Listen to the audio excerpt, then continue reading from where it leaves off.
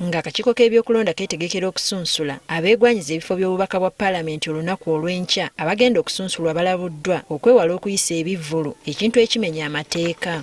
Twewale environment yonna eyinza kulaba nti oyinza obutabeerawo kukola omulimu guno.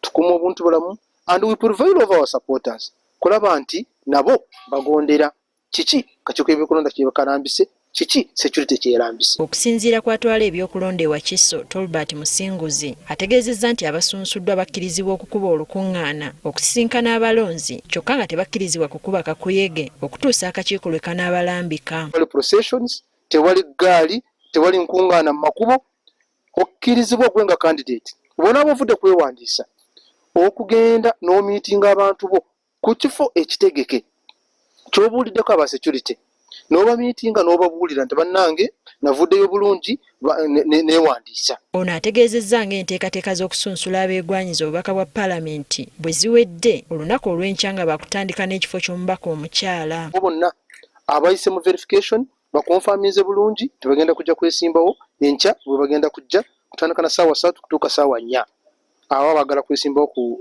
office ya member of parliament for the woman.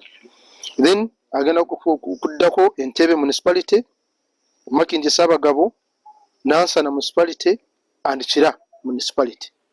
Ezo ze constituencies zetugenda kukolako enkya, constituencies ennya. Then ku Lwokuna tujja kukola ku Kyadondo East, Busiro South, Busiro East, then Busiro North. Baba ebyokwerinda balabudde abateeseteese okukola effujjo.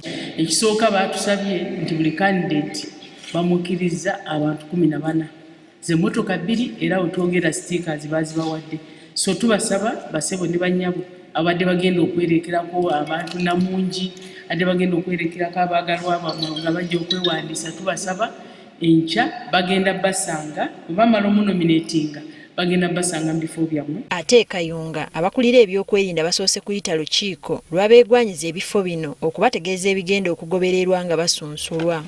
Mu lukiiko luno akulira ebyokulonda e Kayunga Douglas Masiko Twine asabye bonna abaagala okuvuganya okuleeta ebifaananyi byabwe nga bikubiddwa bulungi era mu langi ze bakkaanyizzaako. Tulinako okuwataakingako endagamuntu zaabwe, kopi z'endagamuntu zaabwe.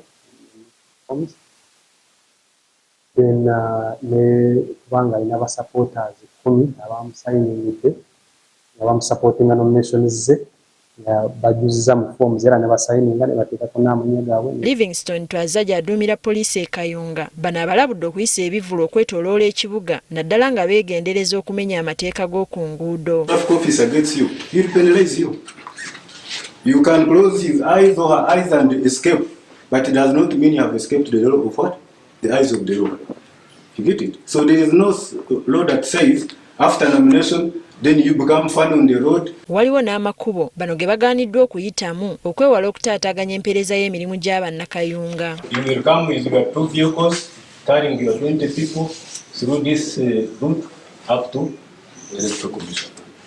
If you have more than that, I want to appeal to you that we create other spaces, the upper side of the road.